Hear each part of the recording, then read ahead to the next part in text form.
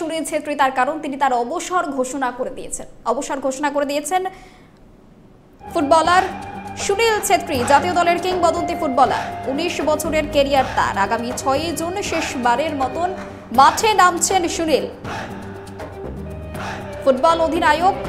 সুনীল ছেত্রী তার ১৯ বছরের ক্যারিয়ার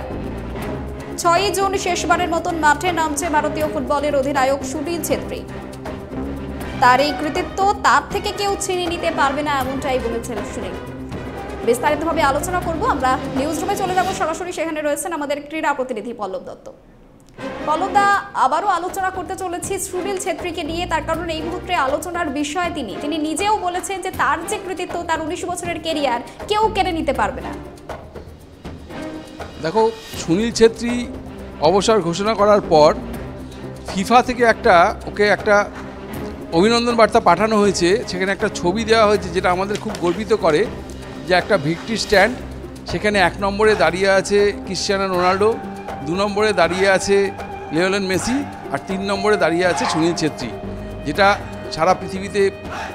অত্যন্ত ভাইরাল হয়েছে ভারতে তো অবশ্যই পল্লবদা একটু থামাচ্ছি তোমাকে আমাদের সঙ্গে এই মুহূর্তে টেলিফোন লাইনে রয়েছেন গৌতম সরকার প্রাক্তন ভারতীয় ফুটবলার এবং কোচ গৌতম বাবু স্বাগত জানাচ্ছি আপনাকে নিউজ বর্তমানে সুনীল ছেত্রী তিনি অবসর ঘোষণা করে দিয়েছেন কি বলবেন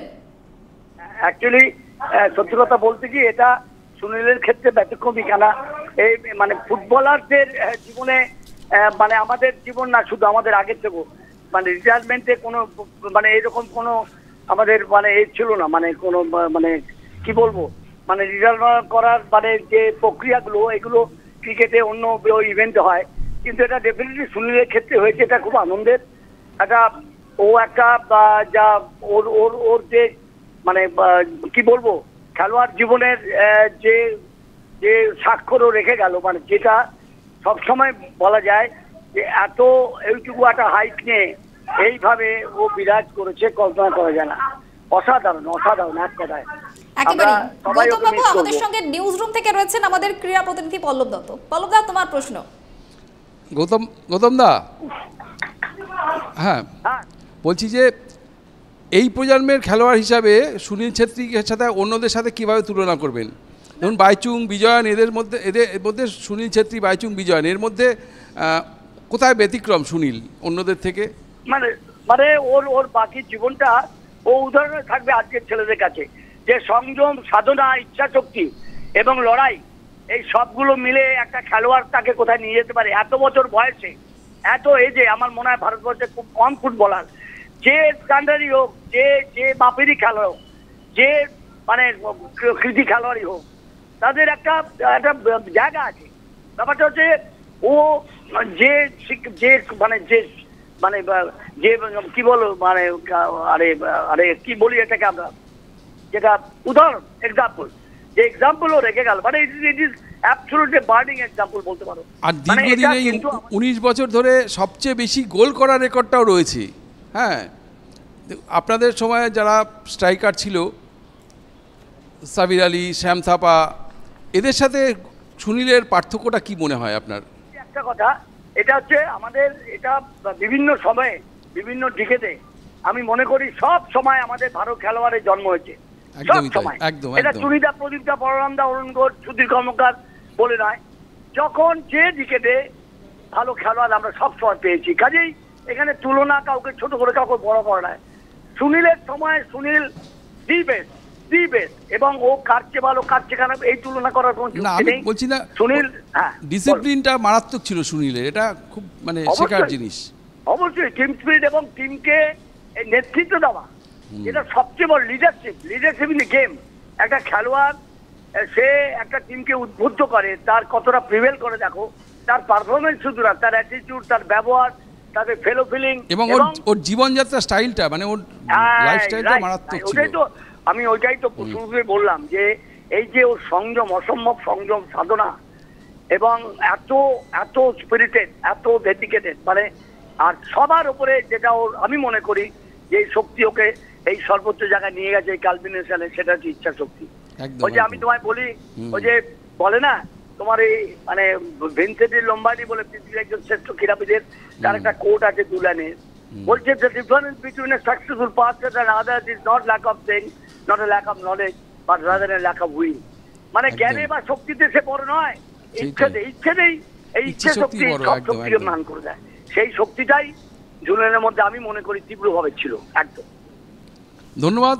আপনাকে। ধন্যবাদ গৌতম বাবু। গৌতম সরকার, প্রাক্তন ভারতীয় ফুটবলার এবং কোচ, আমাদের সঙ্গে ছিলেন টেলিফোন লাইনে। পল্লব দা, তোমার কাছে আসি। দীর্ঘ 19 বছরের ক্যারিয়ার সুনীল ছেত্রীর, এবং এখন সকলের মুখেই একটাই কথা যে সুনীল ছেত্রী তার জায়গা কেউ নিতে পারবে না, কিন্তু পরবর্তীকালে নতুন যারা খেলতে আছে তাদের মধ্যে থেকে কেউ কি রয়েছে যার নাম উল্লেখযোগ্য বলা চলে? গতকাল মানুষ ভট্টাচার্য যেটা বলেছেন যে ভারতের যে বাকি যারা ভারতীয় টিমের দলে রয়েছে, বাকি যে স্ট্রাইকাররা তারা অধিকাংশই উইঙ্গার, পজিটিভ স্ট্রাইকার মানে বক্স স্ট্রাইকার যাদের বলা হয় সেরকম ভারতে এই মুহূর্তে নেই। রহিম আলীর মতন দু একজন আছে যারা কিছুটা বক্স স্ট্রাইকার বলা যায়, কিন্তু বাকি লিস্টন কোলাসো, মনবীর সিং, আপুইয়া,